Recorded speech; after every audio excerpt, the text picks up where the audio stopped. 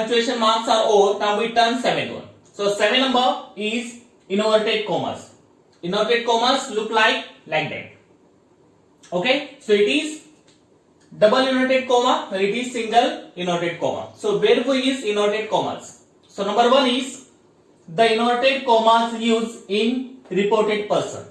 Again listen, the inverted commas used in reported person. म्हणजे व्यक्तीचे बोलण्यातलं जे कथन असतं ते कथन हायलाइट करण्यासाठी आपण डबल इन्व्हर्टेड कॉमाचा वापर करतो. For example, mother said the bell is very nice. Okay, so this one we use inverted commas because of it is a कथन म्हणजे reported person. So the bell is very nice. Mother said म्हणजे आई काय म्हणाली, the bell is very nice. So आई म्हणाली. आईचे जे कथन आहे ते कथन हायलाइट करण्यासाठी आपण काय करतो, इन्व्हर्टेड कॉमाचा वापर करतो. Understood. Now second number, the inverted commas use to catch attention of a word in a sentence. Again listen, the inverted commas use to catch attention of a word in a sentence. म्हणजे एखाद्या शब्दावर जर आपल्याला लक्ष केंद्रित करायचं असेल तर आपण काय करतो, इन्व्हर्टेड कॉमाचा वापर करतो. For example, Gandhiji was greatly impressed by reading the book unto this last. So unto this last, it is a important word in a sentence. म्हणजे गांधीजीला कुठल्या बुक्सने इम्प्रेस केलं तर त्या बुक्सचं नाव होतं unto this last. सो जर एखाद्या सेंटेन्स मध्ये वाक्यामध्ये जर एखादा वर्ड आपल्याला हायलाइट करायचं असेल या ते लोकांचं लक्ष त्या शब्दावर केंद्रित करायचं असेल तर आपण काय करतो, सिंगल इन्व्हर्टेड कॉमाचा वापर करतो. So like that. Okay, so like that single inverted commas. Understood.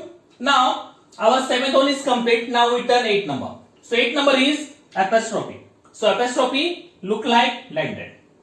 So where we use apostrophe in a sentence? So number one here, the explain the genitive case we use apostrophe. Again listen, the explain the genitive case we use apostrophe. म्हणजे वाक्यातली जी षष्टी ते षष्टी दर्शनासाठी आपण apostropheचा वापर करतो.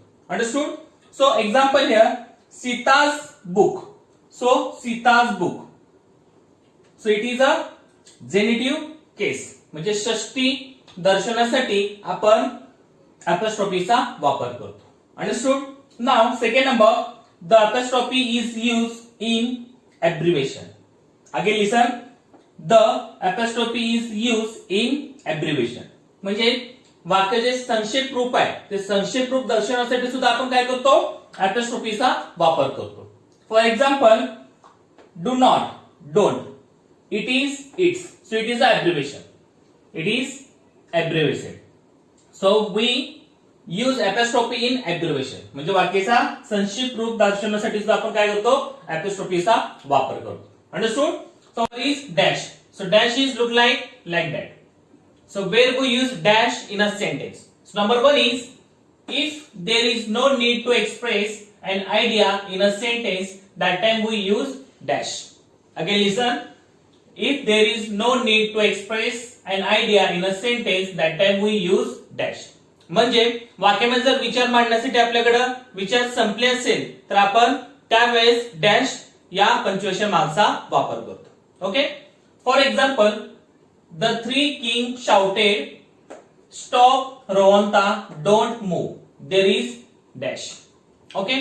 जर आपल्याकडे विचार संपले असेल किंवा विचार मांडण्याची गरज नसेल तिथं आपण काय करतो, डॅश या पंक्च्युएशन मार्कचा वापर करतो. For example, the three king shouted, तीन जे राजे होते ते ओरडले, स्टॉप रोहंता म्हणजे रोहंता नावाचा एक व्यक्ती होता त्याला म्हणले स्टॉप, डोंट मूव्ह, हलू नको, there is a dot dot. Dot dot means जर विचार मांडण्याची गरज नसेल तर आपण काय करतो, डॅश या पंक्च्युएशन मार्कचा वापर करतो. सो देयर इज अ, तिथं डॅश आपण यूज केला. Understood. Now ninth one is over, we turn 10th number. So 10th number is hyphen. So where we use hyphen in a sentence? First we recognize the hyphen is look like that. Understood? So where we use hyphen in a sentence? So number one is hyphen is used to join two words. Again listen, hyphen is used to join two words. म्हणजे दोन शब्द जोडण्यासाठी आपण हायपन या punctuation मार्कचा वापर करतो. दोन शब्द हे आपण जॉईन करण्यासाठी जोडण्यासाठी हायपेन या पंक्च्युएशन मार्कचा वापर करतो. For example mother in law. So mother in law, that words we join to use hyphen. Okay, mother in law असे जे शब्द असतात ते जोडण्यासाठी आपण काय करतो, हायपेनचा वापर करतो. Okay, so mother in law it is a one word but we write like that to use hyphen. Okay, next one, second number, hyphen is used in incomplete word in the end of the line. Hyphen is used in incomplete word in a end of the line. जर ओळी मधले एखादं अक्षर राहिलं असेल लिहायचं आणि ते लाईन संपत असेल तर आपण काय करतो, हायपेन या पंक्च्युएशन मार्कचा वापर करतो. For example, Gopal works in the garden. So there is a GAR. Only 3 letters we write, but it is the word is garden. So आपले काही शिल्लक राहिलेले शब्द या लेटर्स आपण काय करतो, खाली लिहितो. जेव्हा आपले शिल्लक राहिलेले शब्द आपण खाली लिहित असतो तेव्हा जर इथं पुरत नसेल लाईन मध्ये आणि व आपली लाईन संपली असेल आणि आपल्याला शब्द लिहायचा असेल तर आपण काय करतो, या हायपेनचा वापर करतो आणि राहिलेले लेटर्स खाली लिहितो. Okay, so like that we use hyphen. Okay, so hyphen is used in incomplete word in a end of the line. एखादे incomplete letters जर आपले राहिले लाईनच्या शेवटी ते incomplete words खाली लिहिण्यासाठी आपण इथं हायपेन या पंक्च्युएशन मार्कचा वापर करतो. So our 10th one is over. So our 10 punctuation marks are over. Now we turn 11th one. So 11th number is carrot. So carrot is look like that. In Marathi you can say carrot means काकपल. So where we use carrot in a sentence? Number one is the carrot is used to show the word in a sentence. Again listen, the carrot is used to show the word in a sentence. म्हणजे एखादा शब्द जर आपल्याला वाक्यामध्ये दर्शवायचा असेल, दाखवायचा असेल तर आपण कॅरेट हे पंक्च्युएशन मार्कचा वापर करतो. For example, Shivaji was a brave king. So we show the brave word to use caret. Okay, brave हा शब्द दर्शवण्यासाठी दाखवण्यासाठी आपण काय केलं तर कॅरेट या पंक्च्युएशन मार्कचा वापर केला. So Shivaji was a brave king. Understood? Now 12 number, parenthesis. So parenthesis look like that. Okay, so in Marathi you can say parenthesis means गोल कंस. So where we use parenthesis in a sentence? So here number one, parenthesis is used which is not related with a sentence or separate from the main sentence. Again listen, parenthesis is used which is not related with a sentence or separate from the main sentence. म्हणजे जे शब्द वाक्याशी संबंधित नाही ते दर्शवण्यासाठी आपण काय करतो, पॅरेंथेसिस या पंक्च्युएशन मार्कचा वापर करतो. किंवा separate from the main sentence म्हणजे मुख्य वाक्याशी वेगळं असणारा भाग दर्शवण्यासाठी सुद्धा आपण काय करतो, पॅरेंथेसिस या पंक्च्युएशन मार्कचा वापर करतो. For example, he finally answer after taking 5 minutes to think that he did not understand the question. So after taking 5 minutes to think, it is separate from the main sentence. हे जे भाग आहे after taking 5 minutes to think, हा भाग या मुख्य वाक्याशी काही त्याचा संबंध नाही, हे वेगळं आहे. फक्त आशय जर दर्शवायचं असेल आपल्याला काही पण ते वाक्यामध्ये ऍड होत नाही, ते दर्शवण्यासाठी आपण काय करतो, पॅरेंथेसिस म्हणजे गोल कंस या पंक्च्युएशन मार्कचा वापर करतो. ही फायनली आन्सर, त्यांनी फायनली आन्सर दिलं after taking 5 minutes to think म्हणजे मनामध्ये 5 मिनिटे विचार करून. जे हे यूज केलेल्या पॅरेंथेसिस मध्ये ते मेन सेंटेन्सचा काही संबंध नाही, हे वेगळं असणार आहे. Okay, just he think in his mind. Okay, and then he did not understand the question. Understood? Now 12 number, capital letter. Okay, capital letter म्हणजे capital अक्षर. So where we use the capital letter in a sentence? So number one is the capital letters are used to first letter of a sentence, proper noun and inverted comma. Again listen, the capital letters are used to first letter of a sentence, proper noun and inverted comma. आता capital letter हे आपण कुठे use करतो? The first letter of sentence. The first letter of sentence म्हणजे वाक्याच्या जे पहिलं letter असतं, पहिलं अक्षर असतं, ते लेटर लिहिण्यासाठी आपण काय करतो? कॅपिटल लेटरचा वापर करतो. नंतर प्रॉपर नाव, जर एखादं विशेष नाम आलं, जर एखाद्या व्यक्तीचं विशेष नाम आलं किंवा एखाद्या शहराचं विशेष नामाच्या पहिलं लेटर आपण काय करतो? कॅपिटल लिहितो. आणि इनव्हर्टेड कॉमा, अवतरण चिन्हाचं पहिलं लेटर सुद्धा आपण काय करतो? कॅपिटल मध्ये लिहितो. So the capital letter are used to first letter of a sentence, proper noun and inverted comma. Understood? So example here, India is my country.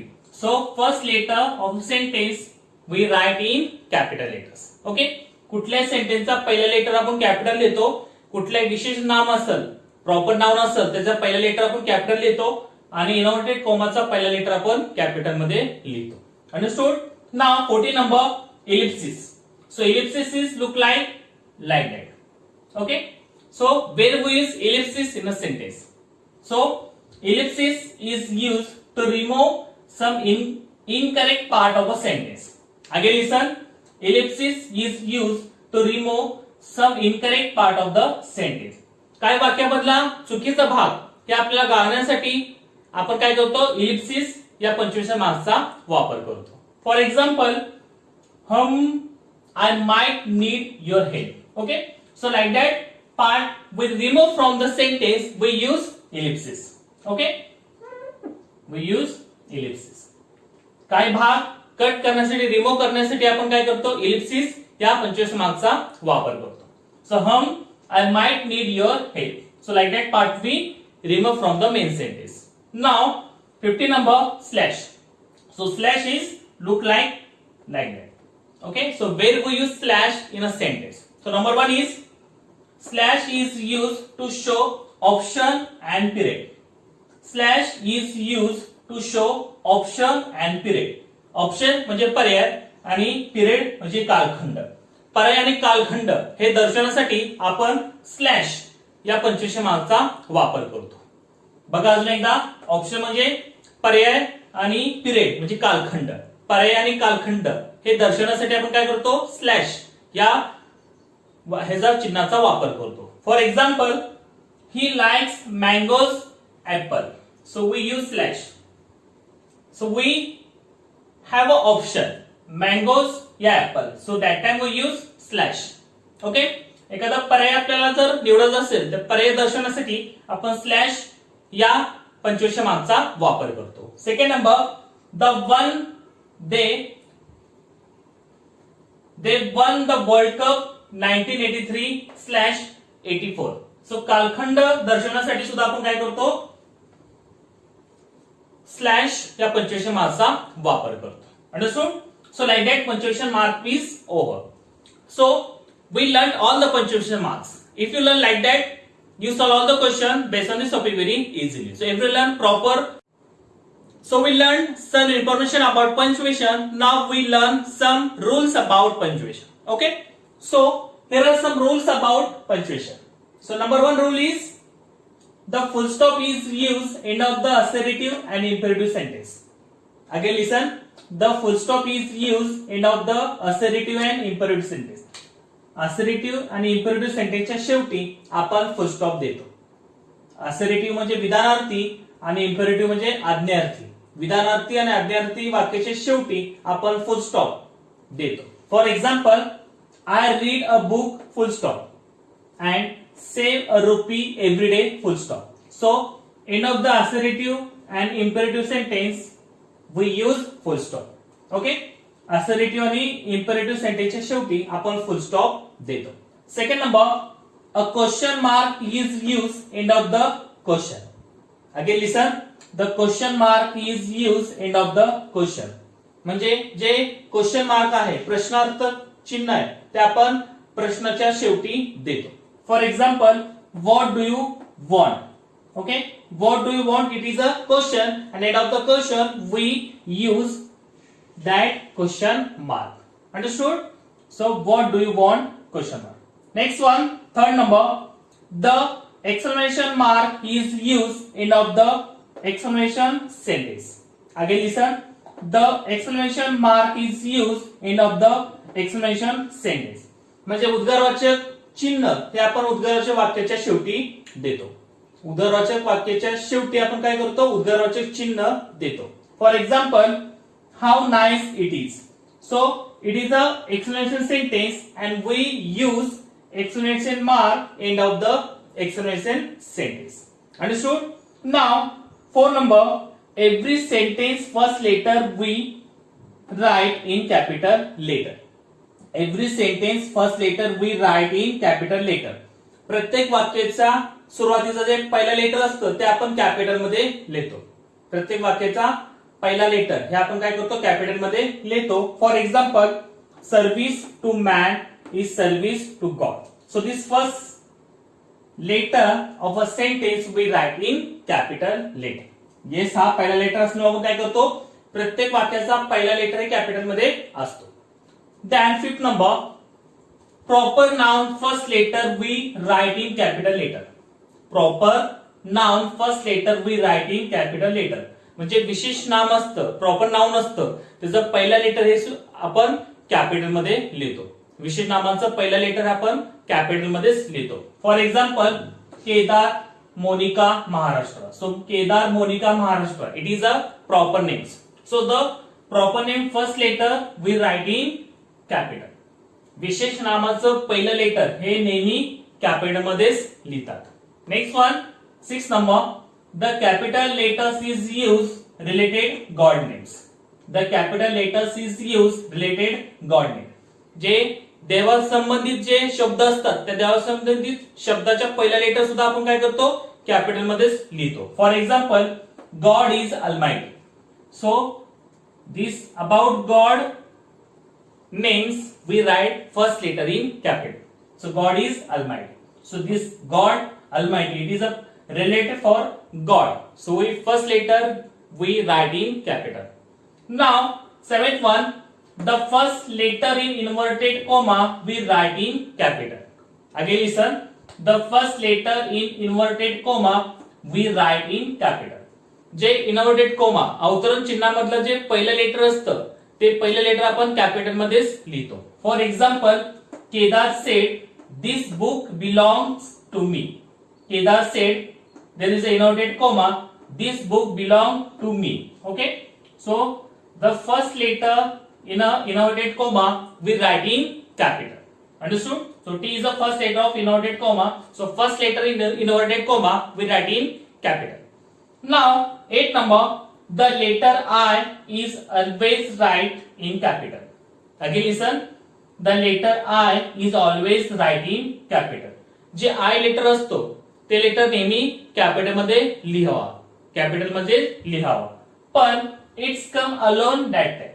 जेव्हा तो एकटा येतो, जर कुठल्या वर्ड्सची लागून आला तर ते कॅपिटल मध्ये येत नाही. जेव्हा तो एकटा येतो वाक्यामध्ये, सिंगल आला तरच आपण ते आय हे लेटर कॅपिटल मध्ये लिहितो. Okay, understood? So like that, some rules we learn it.